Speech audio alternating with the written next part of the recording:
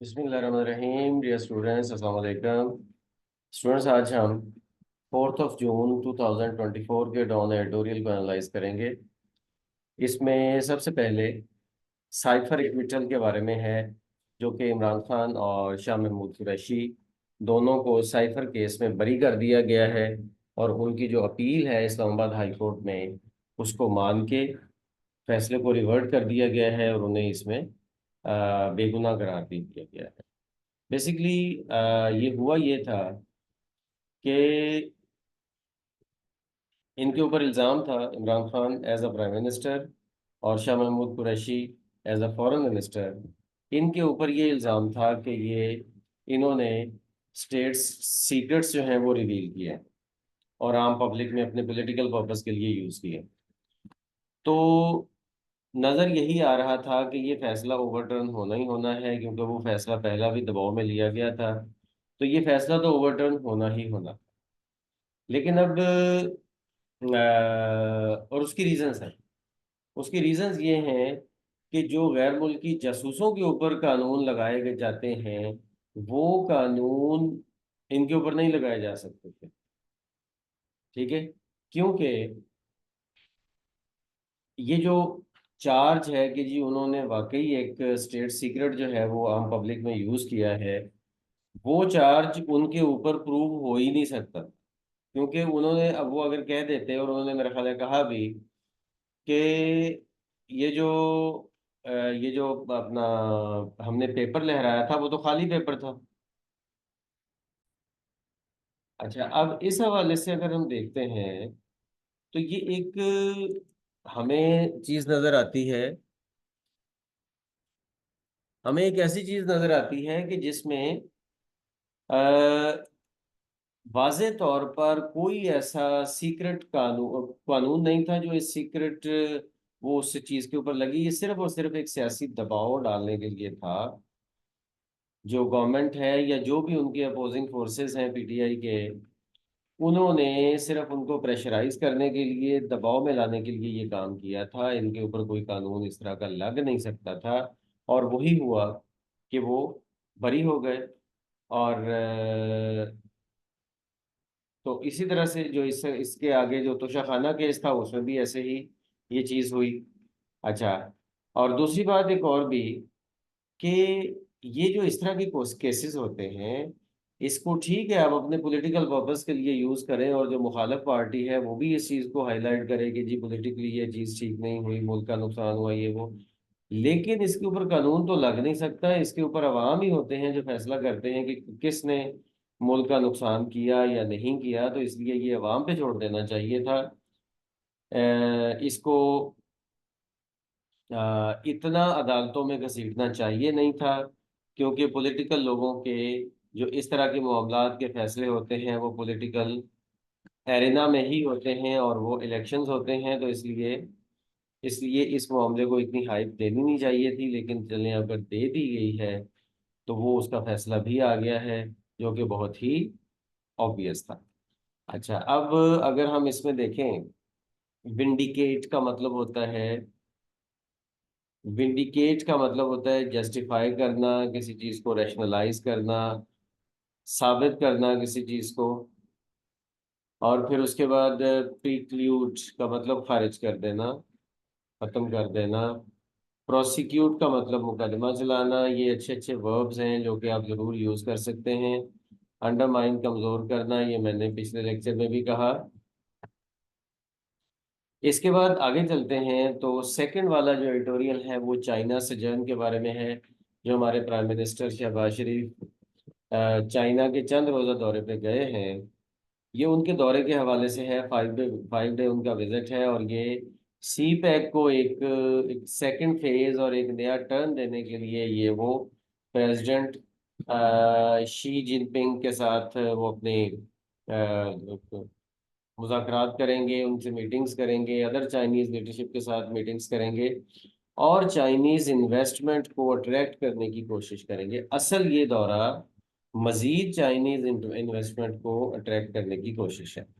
अच्छा, अब बात यह है कि तकरीबन एक डेकेड पहले, यानी कि एक दिहाई पहले, 10 साल पहले, 2015 में ये स्टार्ट हुआ था, सी पैक इनागोरेट हुआ था। तो 10 साल पहले सी पैक को एक गेम चेंजर कहा गया। लेकिन जो इसके क्रिटिक्स हैं, जो इसके नाकिद हैं, वो ये कहते हैं कि असल में ये एक डेट ट्रैप है। ये चाइना की तरफ से जो बिलियंस ऑफ रुपीस के हम मकरूज होते जा रहे हैं, ये आगे जाके पाकिस्तान को, पाकिस्तान के आने वाली नस्लों को ये बहुत नुकसान देगा। इसलिए इससे बचना चाहिए, पहली बात। और बचने का तरीका ये नहीं है कि आप सीपैक खत्म कर दें, बल्कि बचने का तरीका ये है कि आप इसको इस तरीके से यूज करें कि पाकिस्तान की आगे आने वाली नस्लों के लिए ये फायदा मंद हो सके। इसमें ऐसे प्रोजेक्ट्स लगाएं कि ये सिर्फ चाइना का फायदा ना हो, बल्कि पाकिस्तान का भी फायदा हो। अब देखें ना, सिंपल सी बात है। चाइना जितनी भी इन्वेस्टमेंट पाकिस्तान में कर रहा है, हालांकि वो सीपैक, जो भी सीपैक कर रहा है, वो सारी की सारी कर्ज की बेस पे है। वो कोई भी इमदाद की बेस पे नहीं है, वो कर्ज की बेस पे है। यानी कि चाइना जितने पैसे पाकिस्तान में लगा रहा है, वो सारी इमदाद की बेस पे। और चूंकि पाकिस्तान में से गुजर रही है, तो इसलिए वो पाकिस्तान का रोड बन रहा है एक तरह से। ठीक है। बट फायदा उसमें चाइना का भी है, क्योंकि चाइना को अपना सारा सी पैक का जितना भी इनिशिएट तो उसी ने किया है ना। चाइना का जो मगरबी चाइना का वाला हिस्सा है, एक तो उसको फायदा होगा, और दूसरा ये है कि चाइना की डिपेंडेंस जो है वो स्टेट ऑफ मलाका पे कम होगी। तो इस मकसद के लिए चाइना कर रहा है। लेकिन चाइना ने हमारे साथ एग्रीमेंट्स इस तरह के किए हुए हैं कि जिसमें एट द एंड ये कर्जा ही है जो हमने देना है। अब इसका एक ही सूरत हाल बनती है कि हम इस रोड के साथ साथ अपने इस तरह के प्रोजेक्ट्स लगाएं कि कल हमें उसका फायदा इतना ज्यादा हो जाए कि ये कर्जा वापस करना हमारे लिए प्रॉब्लम ही ना हो। ठीक है। अदरवाइज तो ये डेट ट्रैप है, और हम वो जो अपने हिस्से वाला काम है वो कर नहीं रहे। जब वो हम अपने हिस्से वाला काम नहीं कर रहे, तो कल फ्यूचर को ये डेट ट्रैप ही बनना है। तो इसलिए इस चीज पे गौर करना चाहिए। और दूसरी तरफ एडिटर कहता है कि अगर ये सब कुछ अच्छा भी हो, हम अपने हिस्से का काम कर भी लें, हम पाकिस्तान को सी पैक की वजह से इम्प्रूव कर लें, तो फिर भी चाइना का जो कंसर्न है, इस वक्त का कंसर्न है, वो ये है कि चाइनीज की सिक्योरिटी सबसे बड़ा मैटर है। चाइना का कंसर्न ये है कि पाकिस्तान के अंदर Chinese workers, Chinese engineers, Chinese officers, उन सब की किलिंग्स हो रही हैं, टेररिज्म हो रहा है, इंतहा दहशतगर्दी हो रही है, जिसको खत्म होना चाहिए। ये चाइना का कंसर्न है, और पाकिस्तान को टेररिज्म की लहर के ऊपर काबू पाना चाहिए, ताकि ये लहर आगे चल के पूरे सी पैक को ही वाइंड अप ना कर दे। और दूसरी, उसके बाद आगे चल के हम इन्वेस्टमेंट लाना चाह रहे हैं, CIFC जो इदारा बनाया गया है नया, उसके थ्रू इन्वेस्टमेंट पाकिस्तान में लाना चाह रहे हैं। तो उस इन्वेस्टमेंट में फिर जाहिर है कि कुछ ऐसी चीज़ें भी हो सकती हैं कि जो चाइनीज़ इंटरेस्ट को भी डैमेज करें।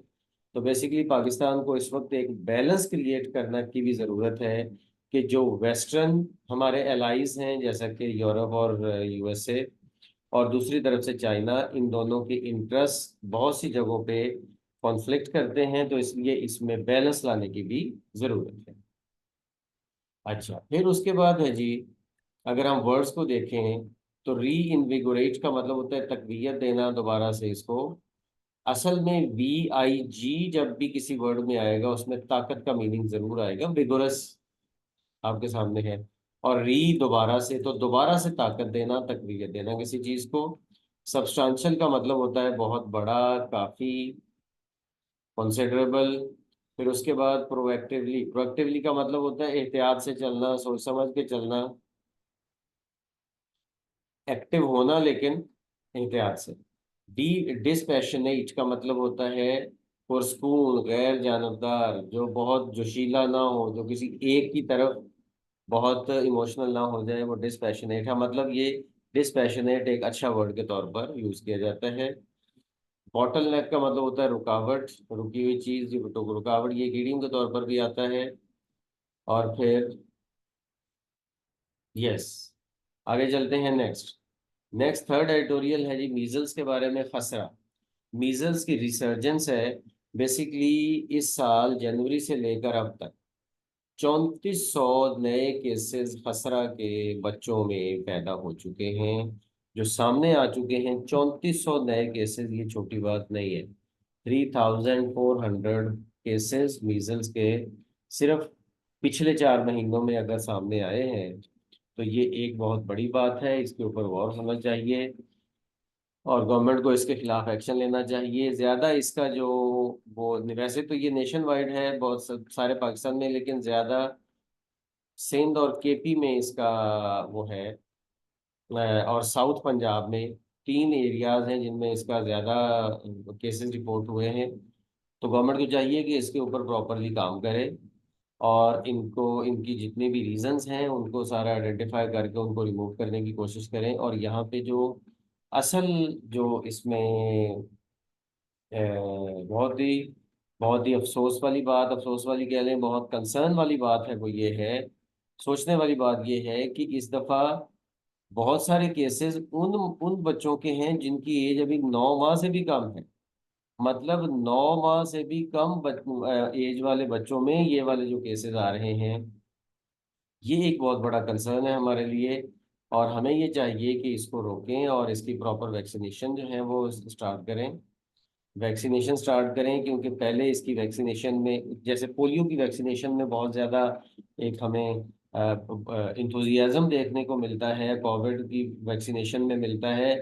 मीजल्स की वैक्सीन में अब वो वाला हमें इंथुजियाज्म देखने को नहीं मिलता। तो इसलिए ये, एक तो वैक्सीनेशन स्टार्ट होनी चाहिए, फिर जो एंटी वैक्सीनेशन जो कि मूवमेंट्स चलती हैं, लोगों के जहनों में ऐसे ही खामखा के ख्यालात आते हैं, पता नहीं ये कोई नुकसानदेह चीज़ है, उसको ख़त्म करना चाहिए। उसके खिलाफ भी कैंपेन चलानी चाहिए और लोगों को बताना चाहिए कि ये जितनी वैक्सीनेशन होती है, ये सारी की सारी इंसानों के फायदे के लिए हैं और हमारे पाकिस्तानियों के फायदे के लिए हैं। और इसमें एजुकेशन कैंपेन चलनी चाहिए। और दूसरी बात ये है कि जो हेल्थ ऑफिशियल्स हैं, उनकी भी अकाउंटेबिलिटी होनी चाहिए, क्योंकि उनकी भी नेग्लिजेंस है बहुत ज़्यादा।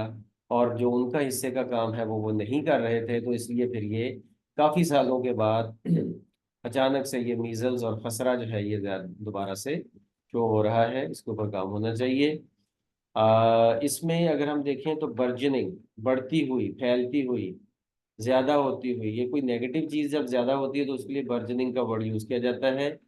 आपको भी इसका ख्याल रखना चाहिए, यूज़ करना चाहिए। मेल न्यूट्रिशन का मतलब जो ग़िज़ाई कमी का शिकार होते हैं। कंसिस्टेंटली का मतलब मुसलसल, एक पूरे मुस्तकिल मिजाजी से चलते जाना। और ये नेगेटिव पॉजिटिव दोनों तरह से ये वर्ड यूज़ होता है। एग्जैस्परेट, बिगाड़ना, ये मैं पहले भी कई दफ़ा यूज़ कर चुका हूँ ये वर्ड। साइमल्टेनियसली का मतलब होता है एक साथ साथ, मतलब एक ही टाइम में 2 या 3 चीज़ें हो रही हैं वो साइमल्टेनियसली होती हैं। इसके साथ ही आज का हमारा डिस्कशन कंप्लीट होती है। मिलते हैं नेक्स्ट डिस्कशन में। अल्लाह हाफ़िज़।